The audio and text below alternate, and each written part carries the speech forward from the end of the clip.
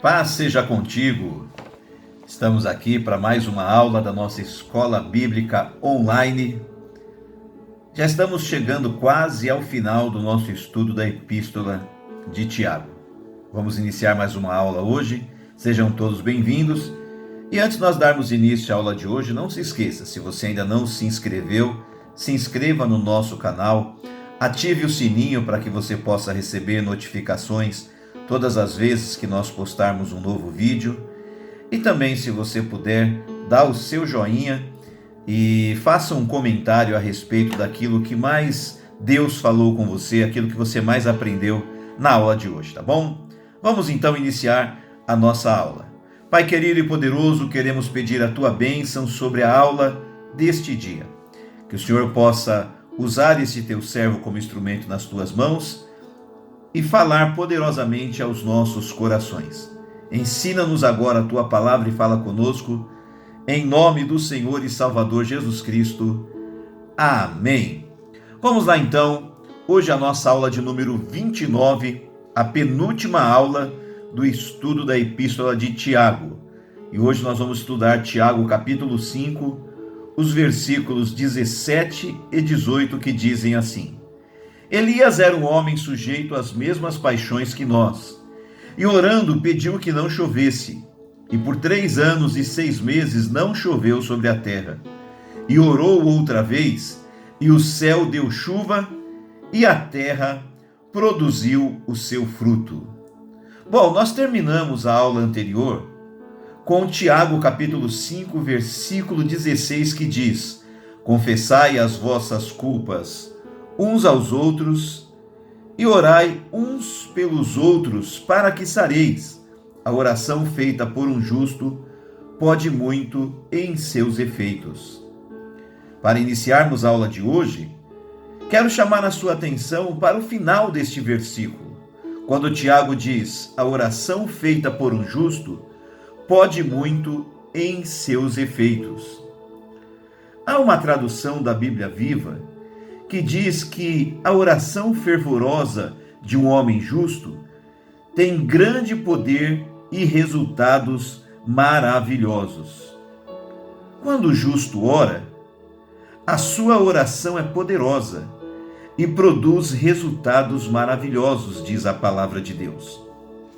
Bom, a definição de justo é, abre aspas, quem age ou vive seguindo as normas da justiça e da moral. No conceito bíblico, é aquele que é considerado puro diante de Deus, é aquele que vive em conformidade com a justiça. É importante dizer para alguns, e lembrar a alguns outros, que ninguém tem a capacidade de ser esta pessoa justa por suas próprias forças ou por capacidade pessoal. A justificação mencionada na Bíblia só é alcançada através de Jesus Cristo. Quando uma pessoa aceita o sacrifício de Jesus na cruz, ela recebe a salvação. E no sacrifício perfeito de Cristo, o seu sangue cobre os nossos pecados.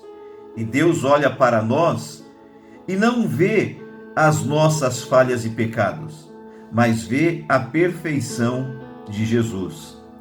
Lá em Atos dos Apóstolos, capítulo 13, versículo 39, está escrito que todo aquele que confia em Jesus fica livre de toda a culpa e é declarado justo.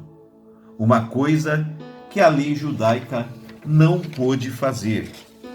Romanos capítulo 5, versículo 1 diz assim: Tendo sido, pois, justificados pela fé, temos paz com Deus por nosso Senhor Jesus Cristo. Existem outros textos que confirmam esta verdade de que alcançamos a condição de justos não por méritos próprios, mas apenas e tão somente através de Jesus Cristo. Confira mais alguns textos comigo.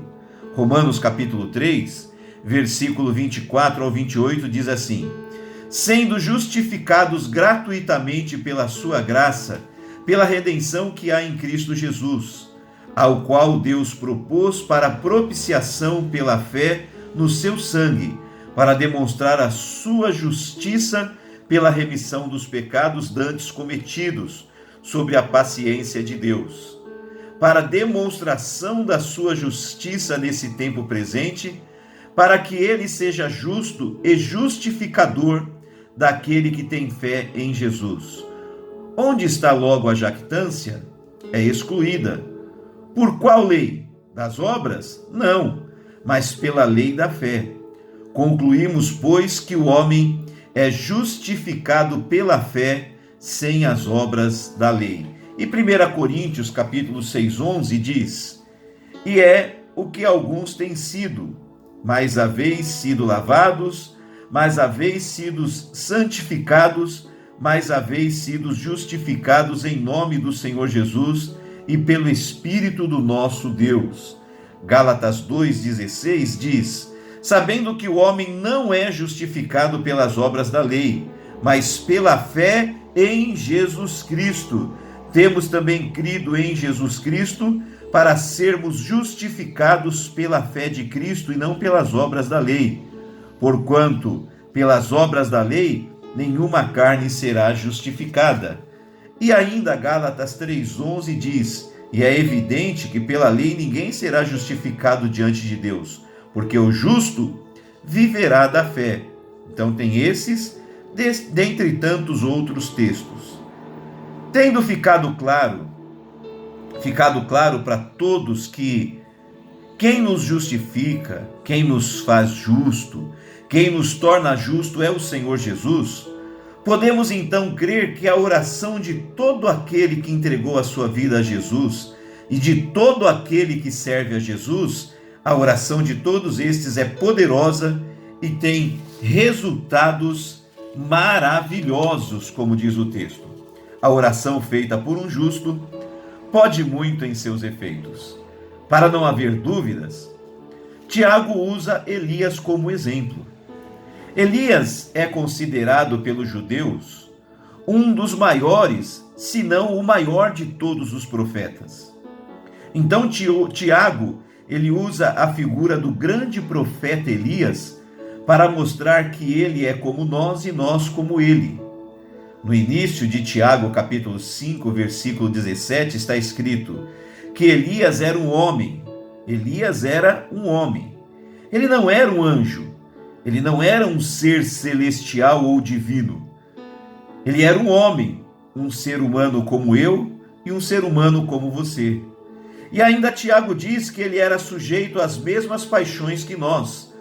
Podemos dizer então que estamos equiparados por baixo, ou seja, nas nossas limitações e imperfeições. Elias era imperfeito e limitado como eu e você. Mas Elias, ele orou para que não chovesse, e não choveu por 3 anos e 6 meses. Tiago 5,18 diz que Elias orou novamente e o céu deu chuva. Talvez a diferença entre nós e o Elias não é que o Elias fosse melhor do que nós, mas talvez a diferença é que o Elias orava, tinha a ousadia de orar, e nós oramos muito pouco, e algumas pessoas inclusive nem oram. Se conseguirmos entender e crer que a oração tem poder, deixaremos de perder tempo reclamando, murmurando, lamentando, e dedicaremos muito mais tempo à oração. Se conseguirmos entender e crer que a oração tem poder, faremos da oração uma prática diária e constante em nossas vidas.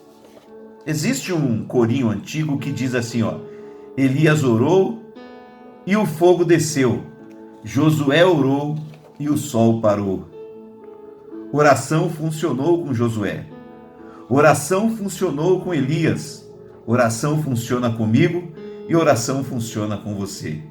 Seja um homem de oração, seja uma mulher de oração, faça da oração uma prática diária e constante na sua vida e viva a bênção do poder da oração.